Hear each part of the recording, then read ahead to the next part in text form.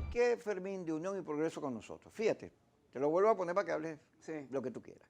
Entonces, se monta que el gobierno es narcotraficante. Yo no voy a meterme a defender o a atacar al gobierno. Yo solo pongo los platos en la mesa y después te explico por qué. Entonces pasa el submarino. Y ese poco barco con esa tecnología, esa cosa, y no detectaron el submarino. Ah, caramba. Yo votaría, yo soy otro, llamo, me voto al comandante de la tropa y devuelvo los barcos por ineficaces, chicos. Ah, pero volvamos. Carlos Alberto Montaner, uno de los principales líderes de la resistencia cubana, es acusado de comunista. Por un señor, por haber dicho que Trump es mentiroso. Y Trump es súper mentiroso. Dijo que tenía coronavirus y el médico está diciendo que no. Sabrá Dios cuál es la verdad ahí. Pero luego, yo digo todas estas cosas que te estoy diciendo. Van a salir ahorita los laboratorios y sus insignias, porque ellos tienen una gente que es la que genera las tendencias y después el ejército que va detrás. Kiko es comunista, se nota, yo lo dije, es comunista, el desgraciado ese, rojito, como lo han dicho. Ah, pero resulta que no lo dicen de mí. Erika de la Vega, que con Luis Chatén en sus programas, ni tan tarde, vivía peleando por la democracia, que ha sido un insigne luchador de la democracia, es comunista porque dijo que Chávez y todo se parecía. Edgar Ramírez, el mejor actor de nuestra historia en Hollywood, que dice que Trump utiliza el voto latino y a los venezolanos en sus campañas para... ¡Comunista! Pero no solo ellos, es que aquí el Papa, Dios mío, el Papa, que lo que está diciendo, lo que dicen los evangelios, es comunista. Billy Gates, que es el jefe del capitalismo, el hombre que más plata gana, es comunista. Entonces hay unos tipos que tienen la brújula perdida y confunden a la gente. Entonces tú vas ahí a toda esa zona, que por cierto, ahí siempre gana la oposición, en el circuito que tú vas, sí, claro, 3, Candelaria, La Florida, Recreo, y te van a decir que tú eres comunista. ¿Sí? Prepárate. Aun cuando los rojitos andan haciendo su campaña y tienen su vocabulario. Hay que enseñarle a todos estos ingenuos y malintencionados que aprendan a distinguir comunistas, porque los comunistas hablan de burguesía, proletariado, dictadura del proletariado, lucha de clases. Ellos tienen un vocablo que lo distingue. Si tú dices, Trump es un chaucero, eso no tiene Trump, el representante del imperial. Tienen que aprender, porque son, hasta bruticos yo creo que son. No son bruticos, son malintencionados. Dirigen la opinión pública hacia unos códigos de polarización que les conviene. Bueno, es lo que te decía ahora en el segmento anterior. La polarización lo que hace es daño, no clarifica en lo absoluto, digamos, el horizonte para la resolución de los problemas de la política, económicos y sociales de los venezolanos. Entonces, fíjate, eso siempre ha existido. Las personas, cuando la ideología se convierte en reduccionista, entonces yo digo, por ejemplo, si Kiko dice, bueno, a mí no me gusta lo que dijo Trump, entonces eres comunista. O de repente si tú dices, bueno, no me gustó lo que dijo el presidente Maduro, entonces tú estás con el imperialismo. O sea, pero no se trata de eso. Las personas tienen que opinar, tienen que tener la amplitud de pensar lo que puede ser bueno o malo, no importa del bando donde venga. Tú hablas ahora de cosas muy delicadas, por ejemplo, lo de la droga. Uno no se puede poner a defender a nadie en eso. Los organismos que tengan que investigar, sean nacionales o internacionales, que lo hagan. Ahora, lo que pasa es que eso me hace acordar de una serie que se llama Snowfall, donde uno se acuerda de todo aquello de lo que fue el Irán contra. Es decir, que muchas de estas cosas uno lo tiene que ver con mucho cuidado y siempre tener la capacidad de hacer el análisis lo más concienzudo posible. Y mantenerse, hay que luchar contra la droga esté donde esté. Por ejemplo, como tú decías, en Colombia se produce una gran cantidad de droga que se distribuye en el mundo. Venezuela, bueno, es un país por donde pasa la droga, como pasa en muchos otros países. Pero ese es un problema que uno tiene que conservar, yo diría que la sindéresis a la hora de tratarlo, ¿no? Mira, la política hoy en día se ha convertido en una especie de show. Y eso es un poco lamentable porque los dirigentes políticos de los principales países del mundo, y uno lo ve mucho en la política venezolana, entonces viven de dimes y diretes, de tomar una posición determinada. Por ejemplo, el presidente Trump habló contra el tapabocas, después ahora tiene el coronavirus, pero después mañana no lo tiene. Pero él tiene una forma de ser que él vive es de la polémica, una especie de reality show con sus contrincantes, y entonces se desvían los temas principales, que son los que necesita resolver la sociedad norteamericana. Igual aquí en Venezuela. O sea, cuando tú ves que se empiezan a dar las cosas, empiezan a ponerle epítetos a la gente, etiqueta, un sobrenombre, que si aquel es fulano, que si este es sultano. De eso no se trata. Se trata de discutir realmente los problemas que interesan al país. Porque te digo una cosa, hay mucha gente que es de izquierda y está contra el gobierno. Y mucha gente que pudiera venir de la centroderecha y está dispuesto a que haya una unión en el país de distintos sectores para solucionar el problema del país. Ahora también los hay por el lado una izquierda que es súper radical y no quiere saber nada y todo es el imperialismo. Bueno, y ese es un lenguaje, un modo de ver las cosas que está un poco agotado, ¿no? Igual que la extrema derecha, que entonces no quiere saber nada de nadie. Yo creo que esos dos extremos son los que, nuevamente, como dije anteriormente, hay que abandonar. Y lo que hay que buscarle es solución a los problemas del país con la unión de los venezolanos. Fíjate, que me gusta porque lo tocaste. En la realidad venezolana hay dos factores radicalizados que pelean. Sí. Si tú le metes lupa al gobierno, que el gobierno y la oposición se parecen en cuanto a que tienen segmentación por dentro, están fraccionados por dentro. Claro, el gobierno es más calladito, la oposición no esconde sus diferencias, es más, las publica. Tú te metes en Pan Am Post y ahí acusan de ladrón a todo el mundo. Todos los que están con Guaidó son ladrones. Pero tú te metes, sigue los laboratorios que maneja Freddy Guevara, y eso es, bueno, Capriles, el demonio. Y te metes por acá y entonces alacranes, y te metes por allá y es traidores. Y aquello es un desastre que si tú te pones a medirlo con la izquierda y derecha no cabe. ¿Cómo puedes medir tú, fíjate, el Partido Comunista? Hoy declara el Partido Comunista que está contra la ley antibloqueo, porque la ley antibloqueo favorece la entrada de capitales extranjeros en Venezuela. Y yo oigo el argumento y digo, ay Dios mío, esto sí está loco. Esto, pues, si lo que le hace falta a Venezuela es que es capitales. Y entonces no, porque... entonces, ¿cómo clasificas tú eso? Entre buenos, malos, izquierda, derecha, centro, medio, para abajo, para arriba. Bueno, fíjate, tú me dijiste hace rato que de pronto iba a ir al circuito, el circuito 3, que es por donde vamos a participar con Unión y Progreso, buscando que la gente salga a votar en función de esa propuesta. Ahora fíjate tú, a uno que van a decir, no, tú eres comunista o eres de ultraderecha, no. No, porque estás llamando a votar, ya tú eres un traidor. Correcto, pero ahí es donde está la cosa, que el ir a votar es un ejercicio democrático de la voluntad de los venezolanos.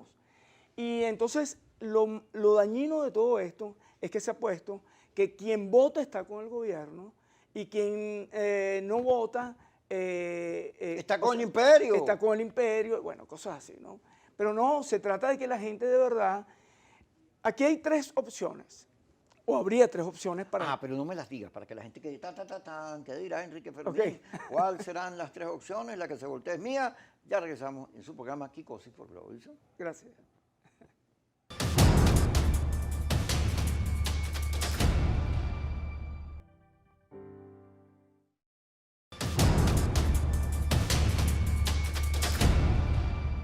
Nosotros estábamos hablando del país de la quicosis, donde todo el mundo está loco, donde el Partido Comunista ataca al gobierno por vendido, porque está negociando con Capriles y con la derecha, Dios mío. Y hay gente que, los que se están, las fracturas internas del chavismo, son acusando a Maduro de mediador, de socialdemócrata. Yo decía, Dios mío, aquí algo está mal. Aquí estoy acusando a Maduro de que es un hombre que concilia, que está buscando negociaciones, buscando la entrada del capital extranjero. Si eso es más bien lo que la oposición dice que no hace. Ahora, tú tenías tres opciones. Bueno, te decía a ti, a los televidentes, que hay tres opciones para cambiar lo que todos queremos, bueno, la mayoría del pueblo venezolano quiere cambiar, que es, desea otro tipo de gobierno, necesita otro tipo de proyecto social y político. Entonces, una sería un conflicto armado, pero eso traería como consecuencia pérdida de vidas humanas, empeoramiento de la situación económica y social del país. La otra es quedarse desde la ventana viendo pasar el autobús y entonces dejar que todos decidan u otros decidan por lo que uno quiere. Y la otra es salir a votar, porque eso significa que uno ejerce la voluntad como ciudadano y debe valorar cuáles son las mejores opciones y decide por una u otra, dependiendo de lo que uno haya evaluado, ¿no? Ahora fíjate tú, eso que tú planteabas de que la ley antibloqueo es importante porque no se trata de decir que si el gobierno ahora está con los capitales o que porque el Partido Comunista la critica ahora esté contra el gobierno y pudieran decir en base a lo que tú dices, ahora está con Trump, con el imperialismo. No, no se trata de eso. Pero sí creo que es importante lo de la ley. La ley realmente creo que es muy peligrosa para los venezolanos. A mí me llama mucho la atención que, por ejemplo, en el artículo 2 de las disposiciones generales, plantea que en caso de que no exista o que existan dudas respecto a la interpretación de los artículos de la ley, se escogerá la interpretación que más convenga a los intereses del país. Pero bueno, ¿y quién dice cuáles son los mejores intereses del país? Entonces, de manera tal que es muy discrecional. Después el artículo 17 plantea que se pueden desaplicar normas y leyes. Y por último, los artículos 35, 36, 34, 35 y 36 plantea lo de el secreto y de la... sí, que no se puede contar nada. Que no se puede contar nada. Entonces, yo creo que el país necesita soluciones. Nadie puede dudar que las sanciones económicas han tenido un efecto, pero no son las únicas culpables del problema que tiene el país. Habida cuenta de que antes de que existieran las sanciones ya se venía deteriorando el aparato productivo venezolano y las condiciones sociales también de la población.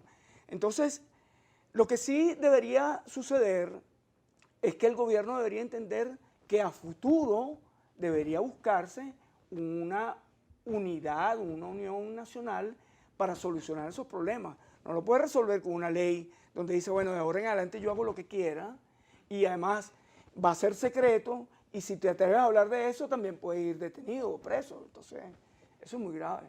Fíjate, ahora vamos a ponerte una curva. Una curva.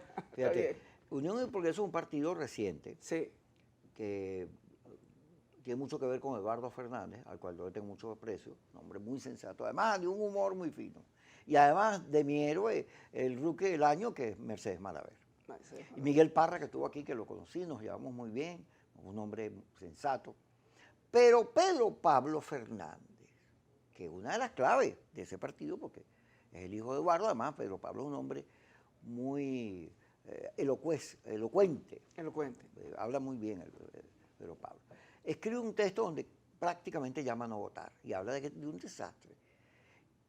Entonces uno dice, bueno, ¿y qué pasó ahí? Y te pregunto, ¿qué pasó ahí? No, bueno, fíjate, lo que pasa es que en medio de la pandemia hubo una valoración de si debía hacerse las elecciones en diciembre o no.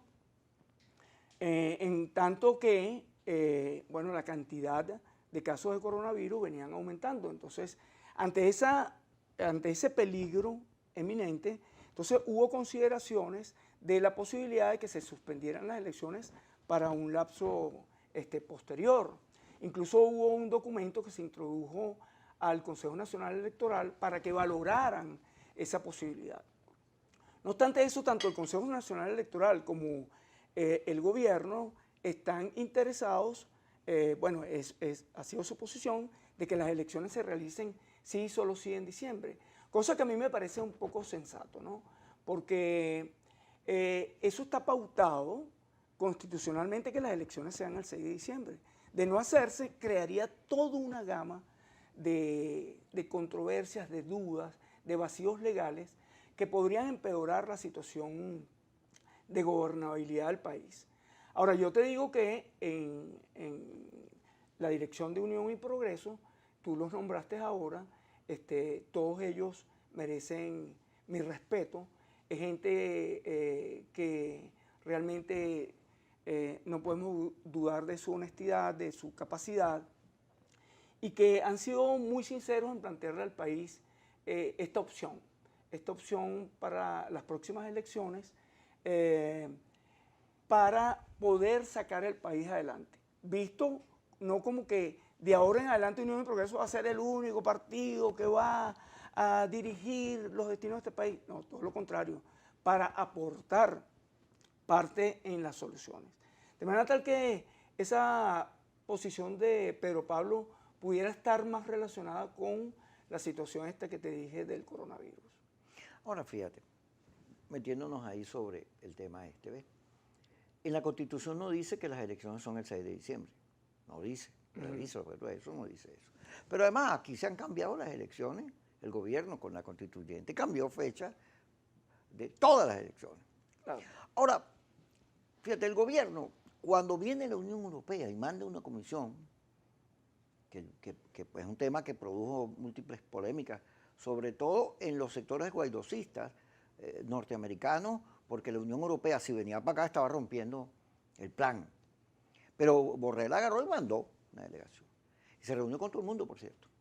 Y entonces sugiere, bueno, si tú me das tiempo, nosotros el protocolo lo seguimos, venimos, nos reunimos con el CNE y vamos haciendo todo, y de manera que el día que tú hagas tu elección, nosotros damos fe de lo que ocurra. Yo siendo el gobierno hubiera agarrado eso, porque eso me hubiera permitido romper esa alianza, que es mi adversario fundamental, no por Guaidó, sino por el bloqueo, que no deja entrar, claro. No solo sanciona a figuras, sino que no deja mover la economía. Entonces yo hubiera agarrado eso, porque como está la oposición dividida, yo gano lo que sea, porque la oposición se mata a sí misma, se agrede a sí misma. No, la oposición no necesita que le empujen, ella sola se mata solita, porque vive agrediéndose, dándose batazos unos con otros. Porque Maduro tiene que entender, y yo creo que lo entiende, y hay un sector que lo comprende, que tiene que sacar al país de la actual situación económica, porque no tienen vida así. El país no tiene vida. Así es. Ellos también lo entienden, porque además las encuestas le dicen que está en 17%. Pero no solo eso, cada vez que salen los diputados de ellos a recorrer los barrios donde antes los aplaudían, la gente les tira tomates y en todo caso no les brinda el cafecito tan amable del venezolano. Pero no es así. Entonces vamos a una elección dentro de múltiples complicaciones. Las máquinas tienen que, ya cambiaron el día que se hace la prueba. Ajá, y hay comentarios, pero luego tenemos un problema de electricidad en los centros de votación. ¿Cómo hacemos para que tú me garantices que ese día no te vaya a ir la luz? Porque eso dice que es un desastre. El coronavirus, ciertamente las cifras en Venezuela son muy bajas, pero nos hemos ido relajando. Tú no te das cuenta que cuando se tranca la cuarentena o cuando se abre, la gente sale. Claro, lleva su tapabocas y un comportamiento ciudadano, pero porque la pandemia mata. Total, la falta de agua, todo eso es un país complicadito, pero además no tiene recursos. No le está entrando plata al país. Los maestros están protestando con firmeza y tienen razón, pero el gobierno dice, bueno, ¿y cómo yo para pagarle? Porque no tiene recursos. Entonces yo agarraría y digo, no lo vamos a darle. Rompo la cosa, me alío con Capriles, abro juego, impulso la salida electoral, pero no funciona así la política. Aquí funciona al revés. Y eso vamos a hablarlo cuando regresemos, porque ya me dijeron que estoy hablando mucha pistolada y que vaya por corte.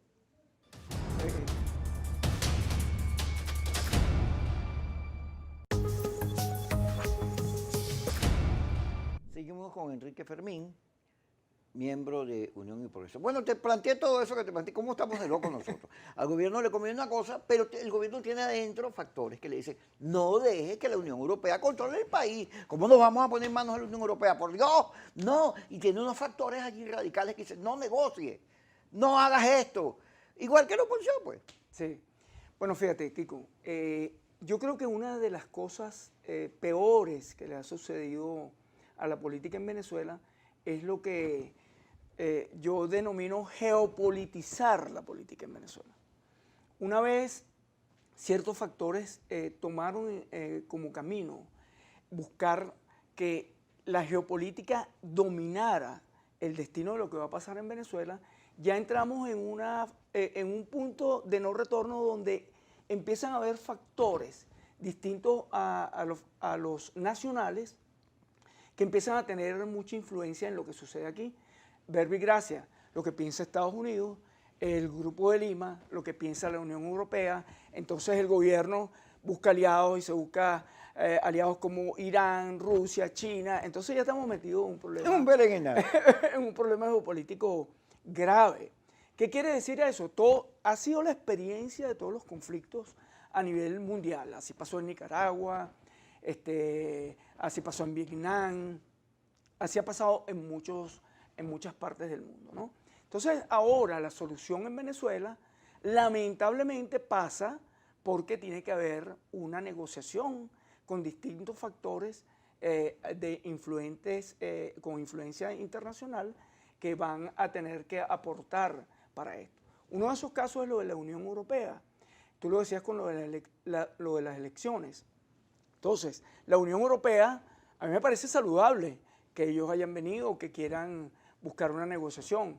Pero en ese momento entonces sale Mike Pompeo o Abrams y dicen que eso no es por ahí y se unen con el Grupo de Lima. Entonces, ¿qué es lo que sucede? Que mientras sigamos entrampados en eso, no vamos a poder solucionar el problema que tiene el país.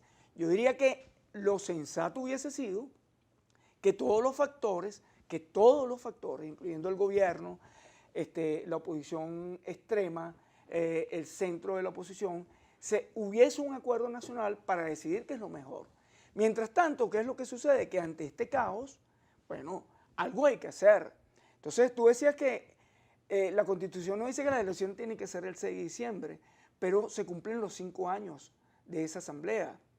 Y ahí, entonces, hay quienes plantean que hay que ahora postergar el mandato de la asamblea que existe actualmente y no ir a votar para esta.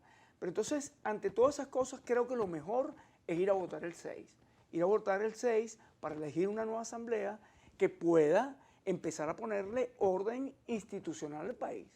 Fíjate, yo ayer le decía a un invitado que teníamos de PPT, a José Bracho, le decía, mira, yo voy a votar. Yo el 2005. ¿Tú vas a votar? Fíjate, el 2005, ¿te acuerdas que llamaron a la atención? Yo fui a votar. Ok. Al lado de Julio Borges y Carlos Ocarí, por cierto. No en la misma mesa, pero fuimos a votar. Y yo voy a ir a votar siempre. Claro. Pase lo que pase, sea inclusive, si la gente no quiere todo, yo voy a votar. No es que desconozca la mayoría o la democracia, no. Es que el voto no es un problema táctico, no es un detallito. El voto significa un arma de protesta, la igualación de las sociedades en cuanto a que un pobre y un rico vale igual, la oportunidad de que las mayorías decidan y lo más importante, la resolución de los conflictos por la vía de la paz. Claro. Pero el voto es lucha. En Bielorrusia Así es. no les daban condiciones y fueron. Así es. Porque la lucha con el voto en la mano por la democracia genera una épica. No me las van a dar, no me vas a dar condiciones, yo peleo, porque es que el gobierno autoritario nunca te va a dar condiciones. Así es. Todos los imbéciles que piden condiciones, que dicen que es una dictadura, dice, bueno, pues es una contradicción, tú me vas a perdonar, por eso te estoy diciendo imbécil, porque ¿cómo le vas a pedir tú a una dictadura condiciones? No lee la historia, porque si tú lees la historia te vas a dar cuenta que no las dan. Es el pueblo, es la gente, es el voto como argumento quien se impone. Así es. Pero aquí entonces no, el voto es casi que basura, pues. Los que argumentan a favor de la salida armada o de fuerza Bueno, pero dime cuándo en Venezuela eso ha funcionado, porque de 1958 hasta nuestros días, de Chávez y Carmona fracasaron. Claro. Entonces no me venga, entonces salen a decir que la ONU venga a intervenirnos, el RP2 o el TIAR. Todo eso es mentira. Estás diciéndole mentiras a la gente. Vendes falsas ilusiones. Eso que dice Ledesma. Bueno, si tú esperas a que cambie el gobierno, porque todo el mundo enfocado a pelear contra el gobierno para que se vaya, bueno, 22 años no son suficientes para que te mueras de hambre, para que vivas en las peores condiciones, porque ahí está la realidad. Entonces, hay la necesidad de decirle a la gente la verdad. Así es. Mirándola a los ojos, sí. Bueno, usted no vaya a votar, pero yo voy a votar. Y me tienen que matar para quitarme el voto. Bueno, hay que ir a votar. El voto es un instrumento, tú lo estás diciendo muy bien. Es un arma cívica. Eso es lo que tenemos. Entonces, si nosotros renunciamos a eso, estamos dejando de ejercer nuestra voluntad. Lo que tú estás diciendo, mira, los ejemplos son muchos. Lo que pasó en el plebiscito con Pinochet en Chile, lo que pasó en Polonia, cuando Jaruzelski estaba en el poder, el Partido Comunista Polaco. Se han resuelto las cosas a través de la votación, de la organización de los ciudadanos y de convencerse de que cuando hay mayoría y deciden presionar cívicamente, que no significa que no haya pelea, como tú decías, es pelear, pero a través de ese mecanismo los pueblos se imponen. Yo siempre digo que los que plantean el camino de la guerra, lo único que está garantizado en el momento que se inicie una guerra es que va a haber una negociación. Entonces, bueno, vamos a embarcarnos en un camino belicista si después vamos a tener que negociar. Entonces es más fácil negociar ahora y buscar que el cambio se produzca, el cambio necesario, a través del voto de los venezolanos. Eso es lo que yo creo que tenemos que hacer. Enrique Fermín con nosotros, vamos al corte y ya regresamos. Gracias.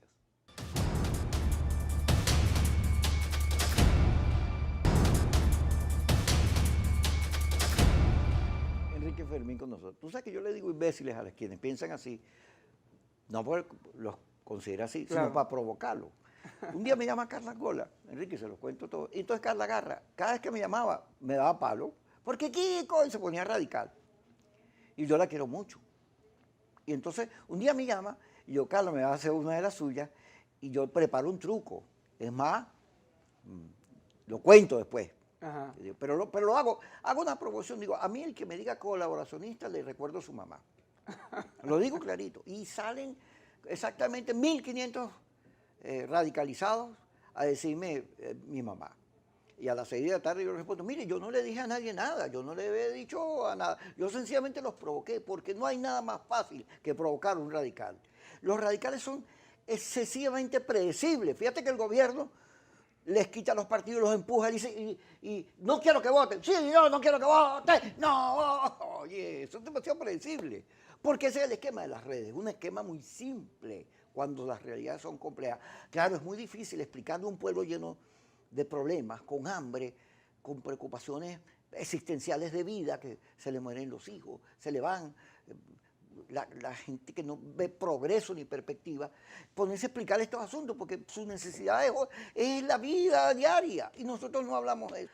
Lo importante que es ser solidarios, acompañar a la gente en su lucha y en su experiencia, estar a su lado, su tragedia, y demostrar en términos políticos solidaridad.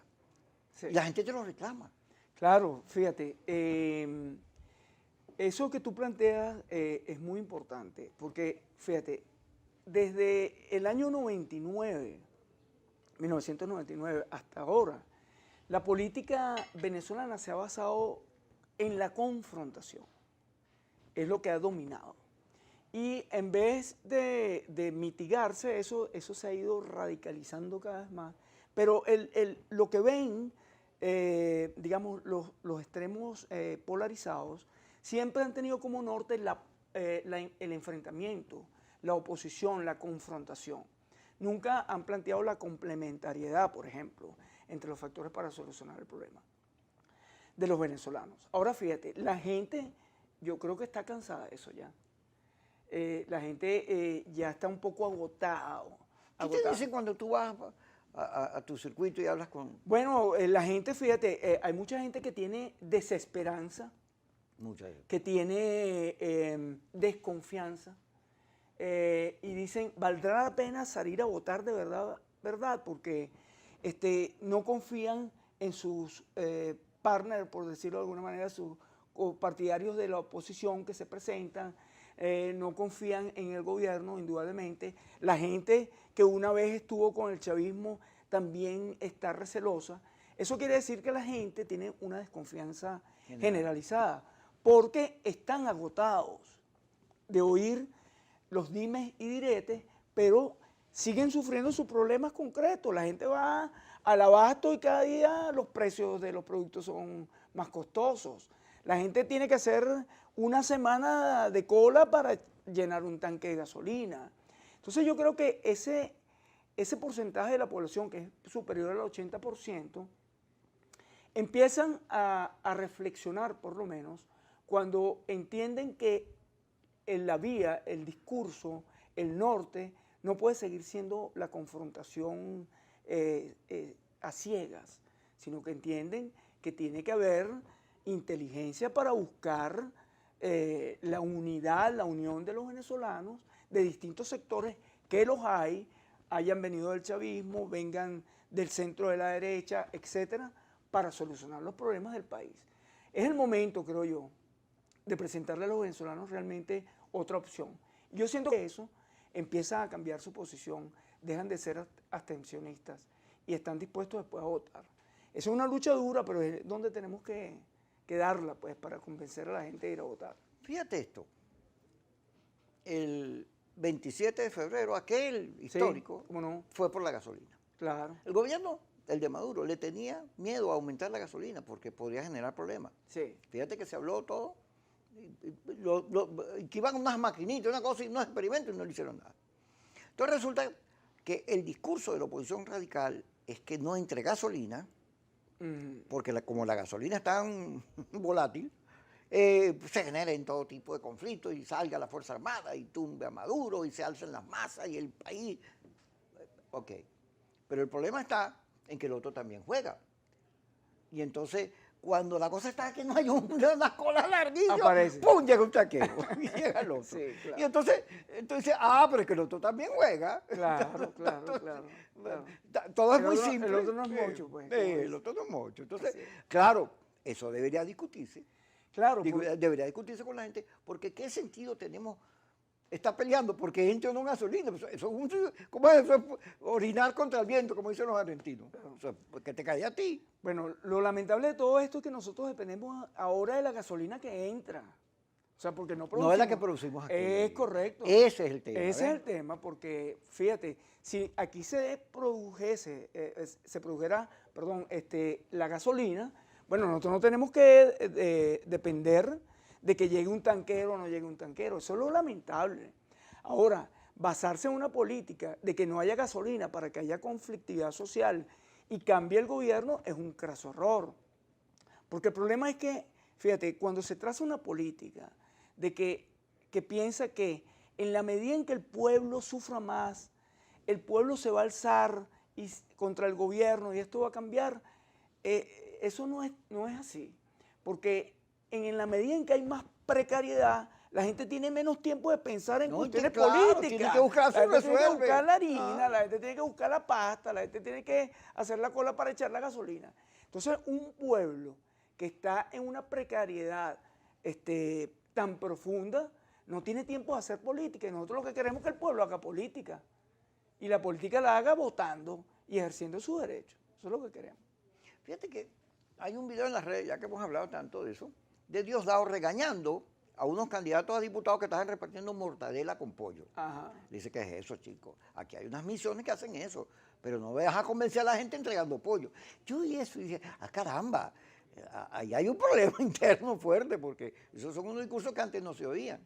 Sí, hay problemas en todos los sectores. La oposición es sabido, digamos, públicamente, pues se sabe públicamente que hay mucha división dentro de la oposición, Pero también dentro del gobierno, dentro del chavismo hay problemas. Y parte de eso se debe a que hay gente que está convencida de que hasta dónde se puede sostener esto con un discurso de que, bueno, estamos bloqueados, no nos dejan gobernar, no nos dejan gobernar y tiene 20 años gobernando. Te voy a dar la respuesta hasta ahorita porque se acabó el programa. Ah, ok. Gracias, Enrique, por estar con nosotros y Que esté muy compartir bien. estas cosas aquí delante de la gente. Gracias. Que la gente decida, que Gracias. escuche, crea Gracias. lo que crea. Y que salga a votar. Hay que salgamos a votar. Así es. Yo te lo digo, me tienen que matar para quitarme el voto. Amo el voto, soy un voto loco. ¿Cómo es loco? Votomanía. Yo creo en el voto. Gracias por estar con nosotros. Kiko Osis por Globovisión a las 5 y a las 10, no se olviden.